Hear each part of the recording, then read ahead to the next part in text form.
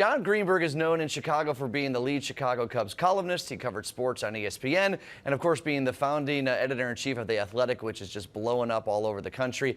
Now he's adding author to his list of accomplishments. Jon's here to chat about his new book called If These Walls Could Talk, Chicago Cubs Stories from the Chicago Cubs Dugout, Locker Room, and Press Box. Jon, I love that you spell your name just like I do. It makes it the right easy. way. Yeah, it is the right way, exactly. Absolutely. Thanks for coming here today, Jon. No problem. Thanks for having me. So what inspired you to write this book? I imagine this is must learning for any Cubs fan. Well, it's funny because I have wanted to write a book about this team and kind of what's happened, just from my conversations with Theo Epstein over the years and what I've seen firsthand since moving here in 2003.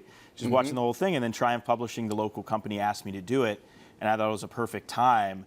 Even though it was like they'd already won a couple years ago and people had already written the books, this kind of takes you back to we start basically right before the 2004 season, and really it goes through spring training this year. And that's a great place to start because the Cubs have had this moniker of lovable losers, and I think certainly from the 40s through most of the 80s, I think that applies. A lot of low bottom seller teams for the most part. But starting in 2003, and that's when you started covering it freelance, and unfortunately ended in not the great way. I think we have a highlight that no one wants to watch of Game 6 against the Marlins. 2003, 2004, here it is. Moises Alou is going to go over. We don't need to talk about the fan's name who interfered. But this was a turning point for the Cubs in terms of becoming more of a national brand. Yeah, absolutely. They saw it in '98 when they went to the wild card, right, with Sosa. But this is kind of the post. Sosa was still there, but they were kind of moving away.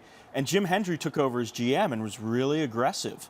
Made some aggressive moves. He hired Dusty Baker, made some good trades. But yeah, 2003 really showed what could happen, and we saw the city so close. And after that, you're kind of chasing that. He was really chasing what they had in 2003, and he didn't have the budget that they might have now.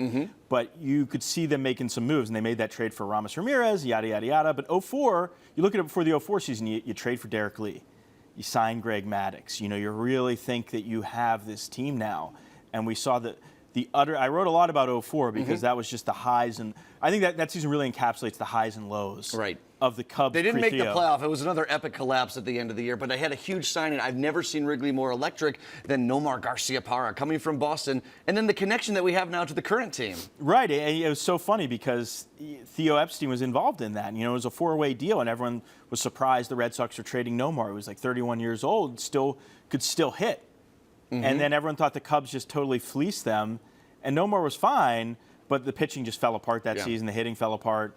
And it was an epic collapse. I think that really was ingrained in the team and in the franchise. And I talked to Ryan Dempster a lot because Dempster joined the team that year. A lot of people forget. He was here that early, and he still works for them now. So he's really seen the whole thing come forward. So it was really fascinating to talk to him. You mentioned Theo Epstein, and obviously now he is the Cubs president of baseball operations, I believe is his official title, GM, one of those things. He's the boss. He's the boss, exactly. What kind of cultural change has that been seen before Theo and now post-Theo?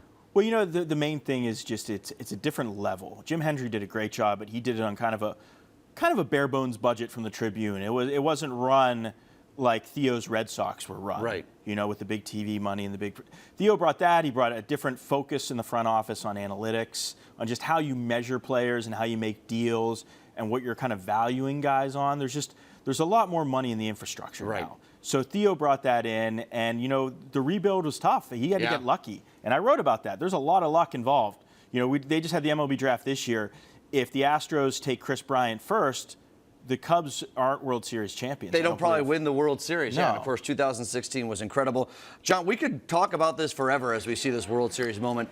Just really quickly, who's this book for? Who should be grabbing this book? Anyone that's a fan of the Cubs, that's been a lifelong fan, I think you're going to find some new things maybe you didn't know, or you're going to remember a lot. Yeah. I think I bring up a lot of stuff that you might be like, man, I can't believe I forgot that.